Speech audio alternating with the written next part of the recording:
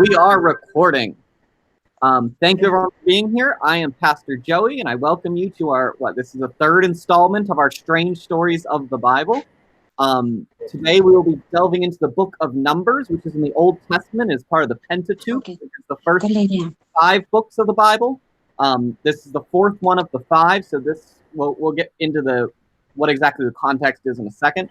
But it should be an interesting story. We get the talking donkey, the talking ass, if you will, in this story. So we're going to find out what happened with the talking donkey, why the talking donkey is here, what's going on with Israel at this time. But before we get started, let's have a quick word of prayer. The Lord be with you. Also with you. Good and gracious God, we give you thanks that you have brought us safely to this place. Help us to delve into your word so we can continue to show your love and do your work in the world. In your name we pray. Amen. Amen. And Hi, Michael. Hi, Michael. Hi. Hi. Hey. So to start, we're going to go through another one of those movies. This one's only 6 minutes long. It will show up on your screen. You'll be able to hear it, and I will mute myself so there's no strange echo this time. Okay. And this will delve into the book of Numbers. And the reason we do this is because with these strange stories, it's much easier to understand them sometimes, a lot of the time, when you know the whole book. And I don't want you to read the whole book because that would take a long time. So these videos, these animations do a better job at kind of explaining the story arc of the whole book so you can understand Numbers. Then we can talk specifically about where we are. So this is the book of Numbers. This is through the Bible Project, which is a really great nonprofit organization. They put together these animations of the different stories of the Bible.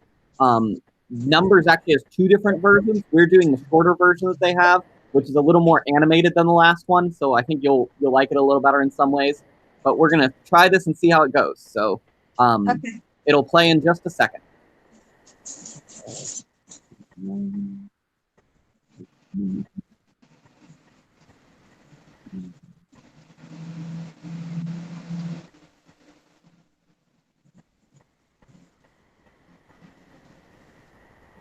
The book of Numbers gets overlooked, partly because it has a The book of Numbers gets overlooked, partly because it has a really boring name. Which is a shame. In the Hebrew tradition, the book's name is Bamidbar, which means in the wilderness. And it's an epic travelogue about Israel's journey through the desert on their way to the land promised to Abraham. Now, this pilgrimage should only take about 2 weeks on foot. But instead, it takes them about 40 years. That's crazy. It's practically half of someone's lifetime. Yeah, it's a very long camping trip with lots of interesting stories. But let's remember, it's most helpful to back up and start with how this book is designed. Right. So the book is broken up into 5 sections. There are 3 wilderness locations, broken up by 2 road trips that link all the pieces together. The first wilderness section is Mount Sinai, right here on the map. And then in the second section, they travel to a region called Paran. A whole bunch of things happen here in the wilderness of Paran. And then in this 4th section is Israel's road trip to Moab. The book ends with a large section in the wilderness of Moab, right across the Jordan River from the Promised Land. Now, through all of these sections, the storyline just flows like a gripping dramatic movie. Everything starts great, but then the trip goes horribly wrong, and it all ends with the final redemptive moment, the surprising act of God's grace. So let's jump into this story. It all begins at the wilderness at Mount Sinai, and we've become really familiar with this mountain. Yeah, if you remember, Israel came here after Egypt, and they formed a covenant with God here, got the 10 Commandments here, built the tabernacle here, and they've been at this mountain for 1 full year. And now they take a census to number the people as they prepare to leave. Right, and they're given these instructions for how to organize all those people in the camp. God's presence in the tabernacle, and then the tribe of Levi and the priests around it, and then the rest of the tribes around them. And this pattern, it's this visual symbol for how God's holiness is at the center of their existence as a people. And they're told that when the cloud of God's presence moves, they're to pack up and travel with it. Yeah, the Ark of the Covenant is carried by the Levites out in front, and then the tribe of Judah, and on and on. And this order is also a symbol for how God's holy presence is their leader and guide through the wilderness. We begin the second section of the book with enthusiasm as they leave Mount Sinai and travel up to Paran. God's with them, everything's organized. This is going to be great. But it's not great. After just 3 days on the road, the people are complaining about their hunger and thirst, and then even Moses' brother and sister start bad-mouthing him in front of all the people. Not a great start. But now we're into the third section, the wilderness of Paran. This is where they send the 12 spies to scout out the promised land. 2 of those spies come back and they're really optimistic. But the other 10 are freaked out, and they don't trust God, and they go around saying, we're going to get annihilated in there. And so they start a mutiny, and they try to appoint a new leader who's going to take all the people back to Egypt. And so basically, they are refusing to go into the promised land, and God honors their choice. He says that this generation is going to wander for 40 years and die in the wilderness, and only their kids will get to enter the promised land. You know, this story here gets brought up many times in the Bible by different authors. Yeah, and it always serves as a reminder that while God remains faithful to his people and his promises, he will honor their choices. He'll let them waste their whole lives if they choose to live in rebellion. Okay, so the trip's been a disaster so far. And it gets worse here in this fourth section as they're traveling to Moab. Even Moses has a moment of rebellion and is disqualified from entering the promised land. Then there's another rebellion among the people that results in this snake attack. And what makes all these rebellions even worse is that every step of the way, God has been providing. He's been offering forgiveness. He's been giving them food and water and this crazy stuff called manna. Yeah, what is that stuff? Yeah, no idea. But in spite of all this, they keep complaining, and they say that they wish they had died in slavery in Egypt. If I was God, I would just give up on these guys. You would think. But that's what makes this story in the final section so surprising. Israel has just arrived in Moab, and the king of Moab, he's freaked out that this huge group of people is traveling through his land. So he hires this pagan sorcerer named Balaam to pronounce curses on them. This guy means business. Yeah, and so Balaam, he says, okay, I'm going to pray to the Hebrew God, and let's see what happens. And 3 different times he attempts to curse them, but each time he finds that he can utter only blessing. Most surprising is the last blessing, where he prophesies that out of Israel will rise a victorious king. And this king is somehow going to be connected to God's promise to Abraham to bless all nations through this family. So here's Israel rebelling down in the camp, totally unaware that up in the hills, God is protecting and even blessing them. The book ends here in Moab. Israel's getting ready to go into the promised land. They count up everyone again, just like at the beginning. They're leaving the old generation behind, including Moses. But before they leave Moses, he gives them his last words of warning and wisdom. And that speech is what the next book, Deuteronomy, is all about. This video is fun.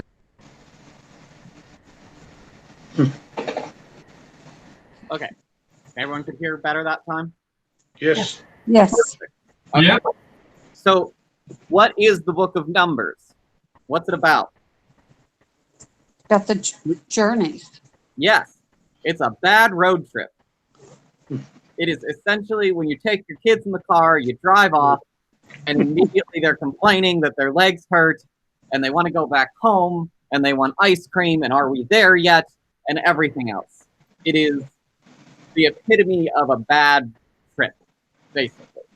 And it again reinforces the theme that we see throughout the Old Testament that starts with when Moses came down with the commandments and found that the people had rebelled and made the idol, of Israel rebelling against God, God punishing them, Moses, the prophets, a king, a judge intervening and asking for mercy on God's behalf, God relenting, and then them being back in relationship with God until again they rebel. And it's just this constant cycle of rebellion and coming back to God. And we see that in Numbers. We'll see it continue through all the kings. We'll see it continue through the judges.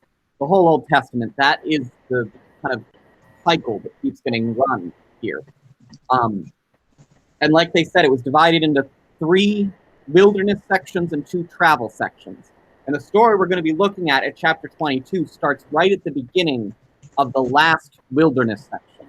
So this is right when the people are getting very close to the promised land. They're like right on the peak of going in. But they know that they won't because their generation was told they would not get to go in, as we heard in the video. So when they move into this new land, into Moab, sorry, took me a minute to remember it. When they move into Moab, the king of Moab gets rightfully scared. And there's this giant group of people that are suddenly traveling through their land, and he doesn't know what they want or why they're there. And even if he goes and asks, if they say, we're here to take you over, That's not exactly comforting.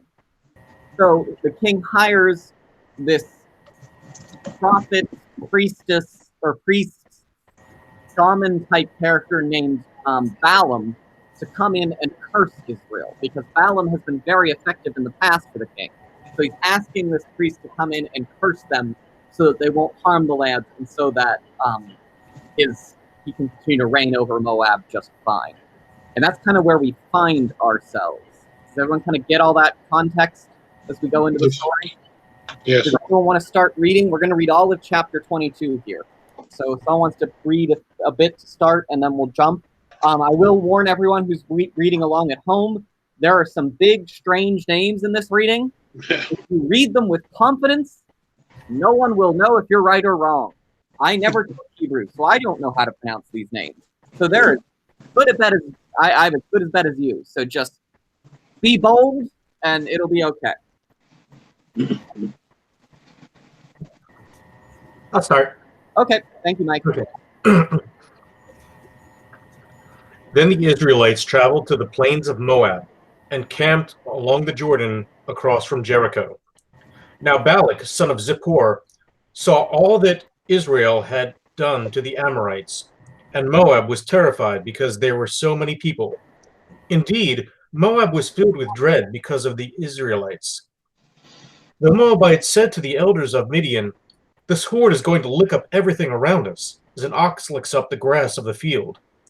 So Balak, son of Zippor, who was king of Moab at the time, sent messengers to summon Balaam, son of Beor, who was in Pethor near the river, in his native land. Balak said, "A people has come out of Egypt. They cover the face of the land and have settled next to me. Now come and put a curse on these people, because they are too powerful for me. Perhaps then I will be able to defeat them and drive them out of the country. For I know that those you bless are blessed, and those you curse are cursed." The elders of Moab and Midian left, taking with them the fee for the divination. When they came to Balaam, they told him what Balak had said. "Spend the night here," Balaam said to them, "and I will bring you back the answer the Lord gives me." So the Moabite princes stayed with him. God came to Balaam and asked, "Who are these men with you?" Balaam said to God, "Balak, son of Zippor, king of Moab, sent me this message. A people that has come out of Egypt covers the face of the land. Now come and put a curse on them for me. Perhaps I will then be able to fight them and drive them away." But God said to Balaam, "Do not go with them. You must not put a curse on those people, because they are blessed." Does anyone want to pick up with verse 13? If not, I can. I can do a few. Okay, go ahead. The next morning, Balaam got up and said to Balak's officials, "Go back to your own country, for the Lord has refused to let me go with you." So the Moabite officials returned to Balak and said, "Balaam refused to come with us." Then Balak sent other officials, more numerous and more distinguished than the first. They came to Balaam and said, "This is what Balak, son of Zippor, says. Do not let anything keep you from coming to me, because I will reward you handsomely and do whatever you say. Come and put a curse on these people for me." But Balaam answered them, "Even if Balak gave me all the silver and gold in his palace, I could not do anything great or small to go beyond the command of the Lord my God. Now spend the night here, so that I can find out what else the Lord will tell me." That night God came to Balaam and said, "Since these men have come to summon you, go with them, but do only what I tell you." Balaam got up in the morning, saddled his donkey, and went with the Moabite official. But God was very angry when he went, and the angel of the Lord stood in the road to oppose him. Balaam was riding on his donkey, and his 2 servants were with him. When the donkey saw the angel of the Lord standing in the road with a drawn sword in his hand, it turned off the road into a field. Balaam beat it to get back on the road. Then the angel of the Lord stood in the narrow path through the vineyard, with walls on both sides. When the donkey saw the angel of the Lord, it pressed close to the wall, crushing Balaam's foot against it.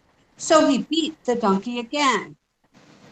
Then the angel of the Lord moved on ahead and stood in a narrow place where there was no room to turn, either to the right or to the left.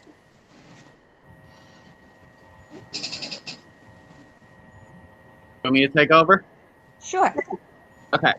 We're on verse 27. When the donkey saw the angel of the Lord, it lay down under Balaam, and Balaam's anger was kindled, and he struck the donkey with his staff. Then the Lord opened the mouth of the donkey, and it said to Balaam, Then the Lord opened the mouth of the donkey, and it said to Balaam, "What have I done to you that you have struck me these 3 times?" Balaam said to the donkey, "Because you have made a fool of me. I wish I had a sword in my hand. I would kill you right now." But the donkey said to Balaam, "Am I not your donkey, which you have ridden all your life to this day? Have I been in the habit of treating you this way?" And Balaam said, "No." Then the Lord opened the eyes of Balaam, and he saw the angel of the Lord standing in the road with his drawn sword in his hands. And he bowed down, falling on his face. The angel of the Lord said to him, "Why have you struck your donkey these 3 times? I have come out as an adversary because your way is perverse before me.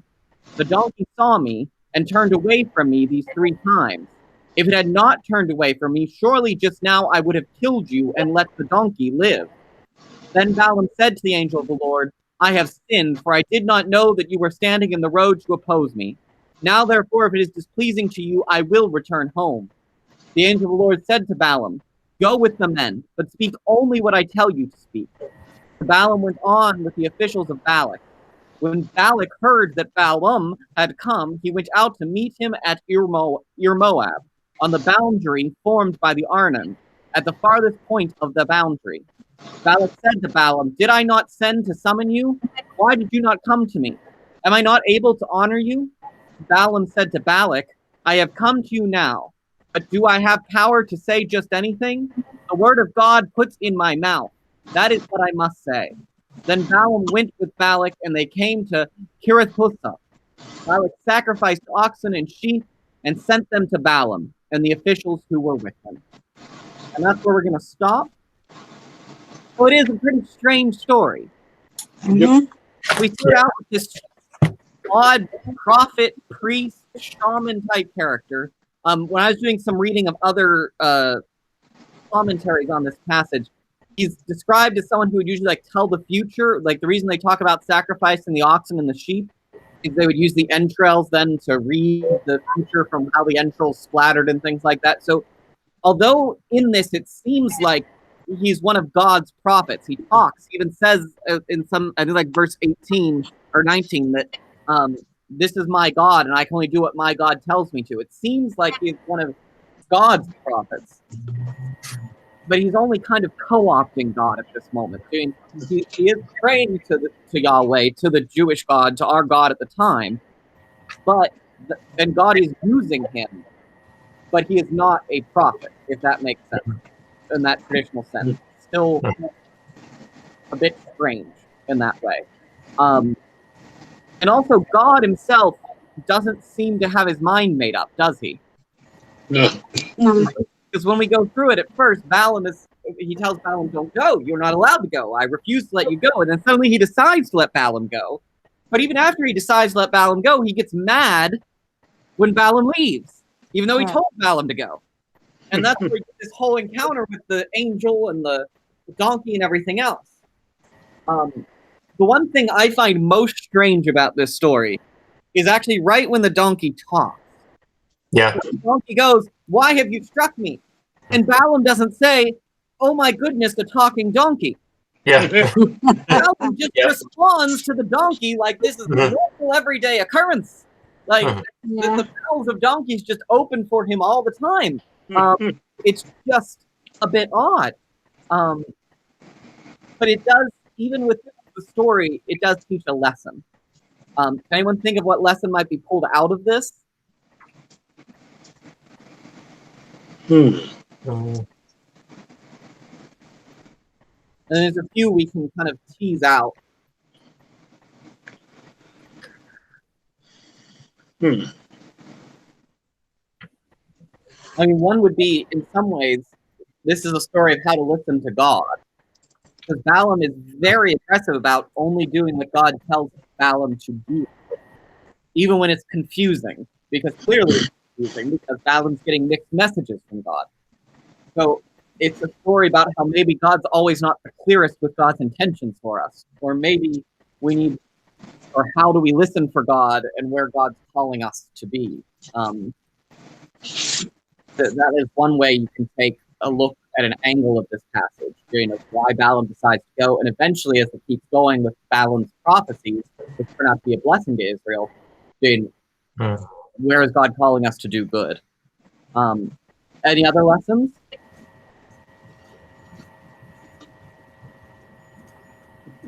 I think also, I mean, in times, I mean, when Balaam and God first spoke, I mean, Balaam was basically saying like, well, when God responded to him, he's just like, I was told to put a curse on these people, so do that.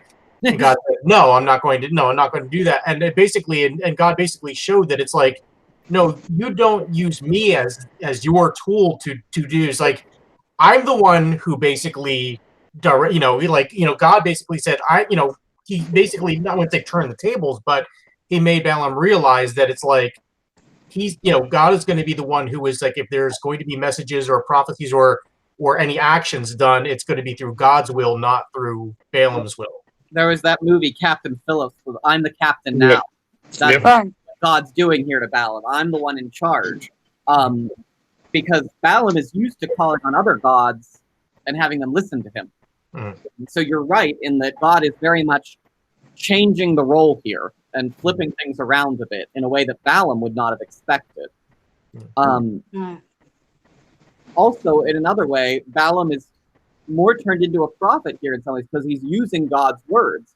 And it might be another lesson might be how we speak God's words instead of our own.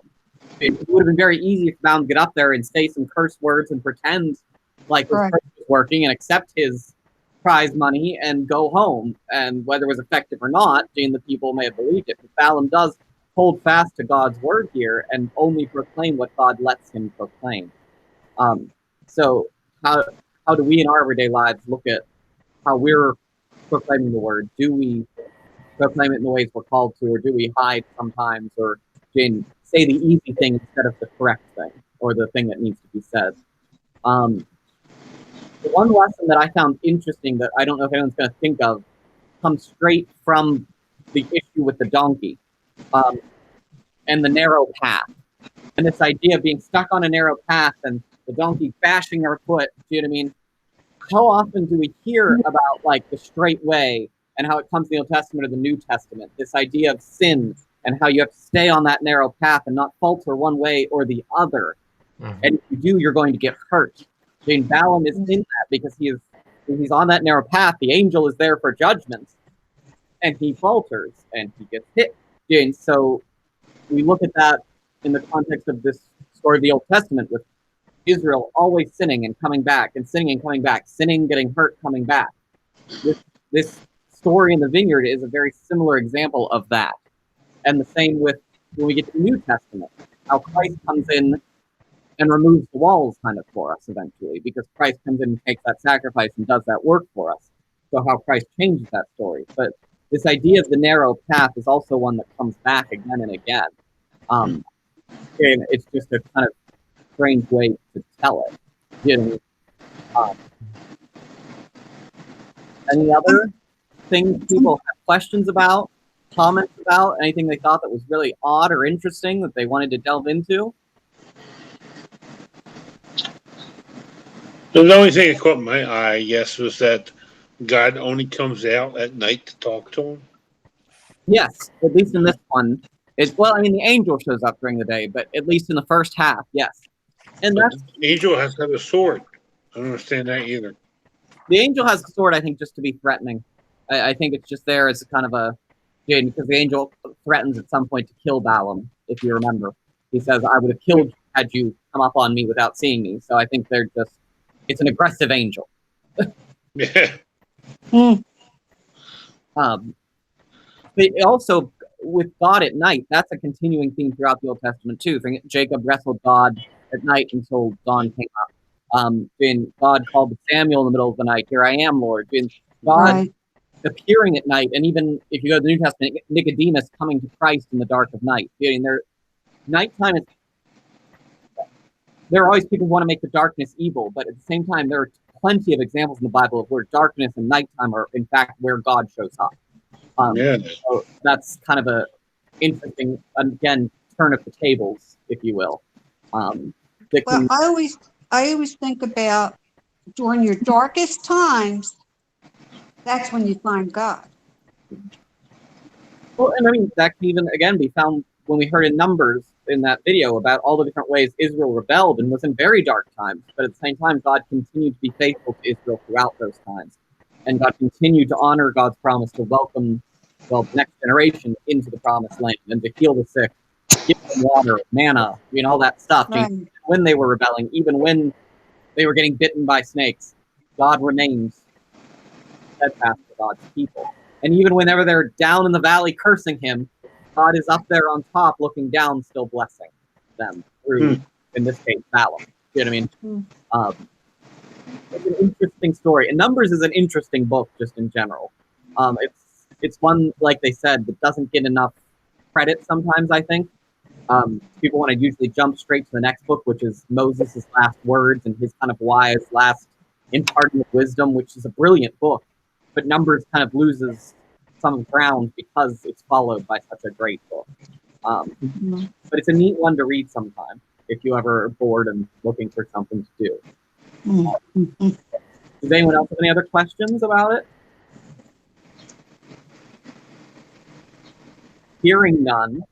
Next week, we'll be looking at the story of the apostles and Acts as they are worshipped as gods. So at one point, the apostles actually get worshipped like they're gods themselves. And we're going to delve into what that looks like and what that means. And I have to read again, but I might pull into some of the American history of how some of the presidents portrayed themselves as gods. We're just going to have a fun discussion about that. So we'll get to that next week. But I hope you enjoyed this. I really like these stories. And I think one thing to remember as we continue to read these stories is these are stories that are meant to be told. We look at them from an academic lens now. We look at them from a faith lens now. But they were meant to be told around, not just this, even in the New Testament, they were meant to be told around the fire. They're meant to be handed down and remembered. And they're meant to be entertaining. You're supposed to laugh. You're supposed to cry. You were supposed to engage. You're supposed to be emotional. So these strange stories, though they seem strange, are designed to elicit an emotion. And in this case, a talking donkey, much like in Shrek, is a funny thing. And it's meant to be funny. It's okay that it's funny. That's what it's supposed to do. And it's supposed to help us remember something and learn a lesson out of it. So that's why we have these strange stories. So I thank you for joining us this week. And we'll see you all next week, I hope. Okay. We'll be here at the same Pat time, same Pat place. Now that I figured out how to do this. Yeah. Thank you. And remember, too, as we go on, we'll probably this will go to the end of August, and then we'll probably take 2 or 3 weeks off in September, and then we'll start up with the Lutheran 101 class that we're going to start, which will probably judging by where we are, will probably still be digital. We probably won't be in person for that, but we'll be doing that next. So keep that in your back of your head, too, as we keep moving forward. Peace be with you, everyone, and we'll see you next week, okay? Peace be with you. Bye. Bye-bye. Nice seeing everybody. Nice seeing you.